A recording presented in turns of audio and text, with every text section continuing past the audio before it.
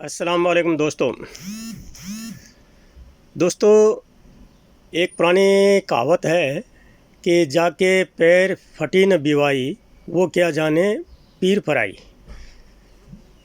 तो सर्दियों में जो एडी का फटना है वो बहुत ही महत्वपूर्ण यानी बहुत ही दुखदायक है और बहुत ही जो है होता है जिससे बहुत ही रात को पेन होता है उससे। तो इसके क्या रीजन्स हैं वही हम जो है इसके अंदर डिस्कस करेंगे और उसके घरेलू नुस्खे क्या हैं जिससे हम जो है वो हमारी एड़ियों को फटने से बचा सकते हैं। तो इसके बारे में जैसे ये फटती क्यों है, ये इसी का क्या है कि सर्दियों के अंदर ठंडी हवा चलती है और एक नमी भी रहती है जिसके कारण से हमारी जो स्किन है, त्वचा जो है वो सूखने लगती है और सूख करके फिर फटने लग जाती है। दूसरा उसका रीज़न होता है कि सर्दी में हम कम पानी पीते हैं तो शरीर जो है डिहाइड्रेशन हो जाता है और फिर स्किन जो है वो फटने लग जाती है। इसलिए हमको सर्दियों के अंदर गर्म पानी सुबह सुबह और भी टाइम में हमको पानी ज़्यादा से ज़्यादा पीना चाहिए। फिर एडी की जो स्किन होती है, जो त्वचा होती है, वो थोड़ी मोटी होती है और मोटी होने के वजह से भी जो है वो फटने लग जाती हैं। सर्दियों के अंदर हम जब नंगे पाँव इधर उधर चलते हैं तो एक तो ज़मीन की ठंडक रहती है, दूसरा एड़ियों के अंदर जो है वो कोई गंदगी या कुछ लग जाता है तो उससे भी हमारी एड़ियाँ जो हैं फटने लग जाती हैं।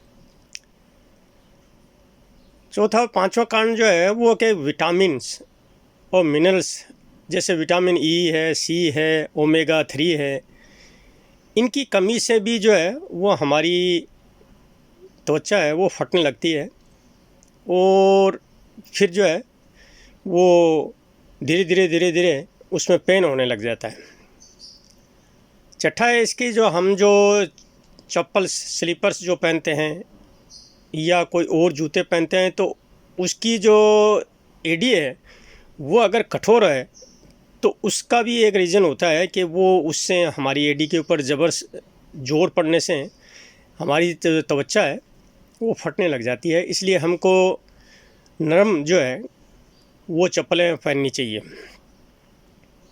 अब इसके जो उपाय क्या हैं, तो इसके जो घरेलू जो नुस्खे हैं जो घर पर ही कर सकते हैं हम, तो एडी के ऊपर हम नारियल तेल, सरसों का तेल, वैसलीन ये अगर हम लगाएं एडी पे तो उससे हमको काफ़ी राहत मिल जाती है।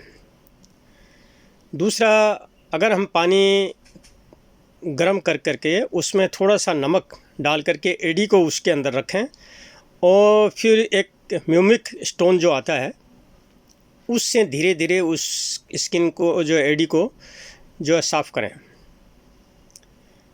तीसरा जो है नींबू का जो रस होता है उसके अंदर भी ग्लिसरीन को मिला करके अगर लगाएं तो उससे भी हमको काफ़ी राहत मिल जाती है।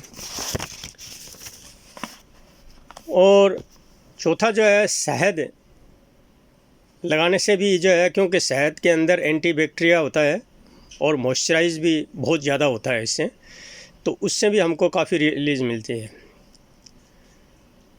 पांचवा जो है एलोवेरा जेल जो आती है वो भी लगा करके हम रात को और हम जो है सॉक्स पहन करके सोएं तो उससे हमारी पैरों के अंदर मॉइस्चराइज रहेगा तो एड़ियाँ नहीं फटेंगी।